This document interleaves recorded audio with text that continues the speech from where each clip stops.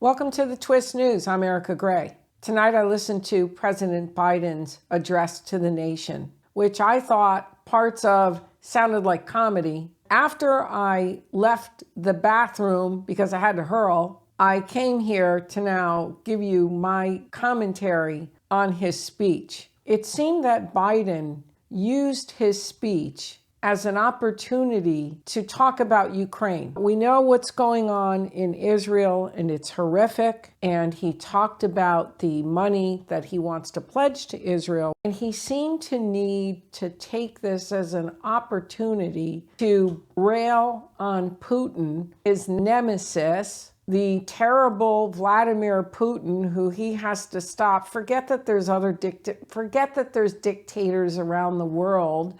Like, we don't fight every dictator, but we need to fight Putin as if he is this only dictator. And the misinformation that he's giving the American public about the war in Ukraine and how it's this all-important war for American freedom. Bull! How Putin is going to go into the rest of the countries. Bull! This is crazy. There's no evidence. There's never been evidence. The United States has fought more wars than Russia in the last 20 years since Putin has been in power. Putin drew a line in the sand because Ukraine wanted to join NATO. And the US, we have ulterior motives. This is about ulterior motives, like selling LNG gas, and Biden's son who has crooked deals.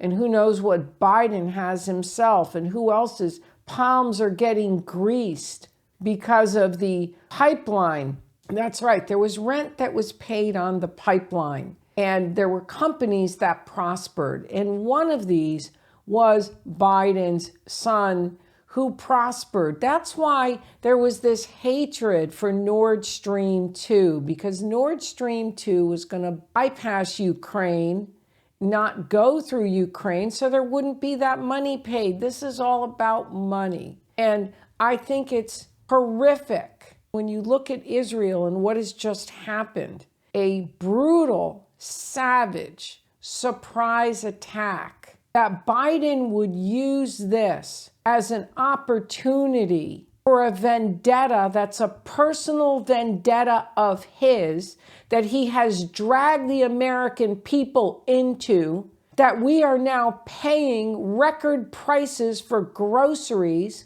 because of his boomerang sanctions and weaponizing the US dollar and further racking up the deficit. Yes, his personal vendetta. There is no comparison from what has just happened in Israel and what happened in Ukraine, because there was a lot of warning for Ukraine. There was the Minsk agreements, which failed. There were events that led up to Russia's operation in Ukraine. It was not a surprise.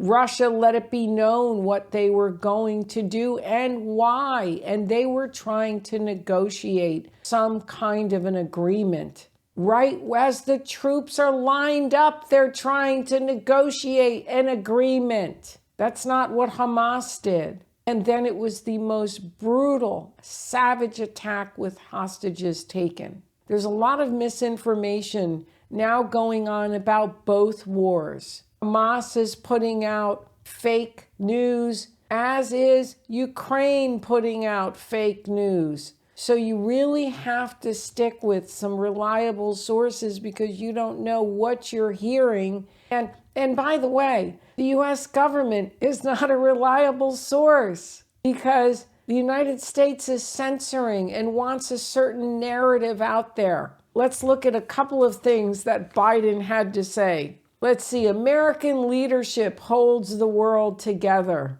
What is he, pipe dreaming? Is he in another planet? What's up with that statement? American leadership holds the world together. You have a world that is forming with empires, various empires, China, Russia, India, European Union, African Union, Canada, just naming a few. These countries operate on their own. And as a matter of fact, some of them have real beefs with the United States. So we're not holding a world together right now. We're just not doing it. Maybe in times past, we could say that. Not now. We're causing division in the world because of the sanctions and our sanction policy. Well, you have the BRICS that are more nations are joining, and they are working very hard to move away from the US dollar, and they're dividing the globe thanks to US leadership. He also stated that we're a beacon to the world. Now, notice the smile that just came across my face. We're like hated. We're some beacon. Yeah, we're hated, disliked for the arrogance, the hubris, and our crackerjack foreign policy. So let's now talk about the $105 billion. Wow. More helicopter money. Just print it and give it away. Print it and give it away. You know, there's a saying in the European Union that whatever the problem, the answer is always the same: more Europe. And what should be said about the United States is whenever there's a problem in the United States, the answer is always the same: print more money, because that's essentially what we're doing.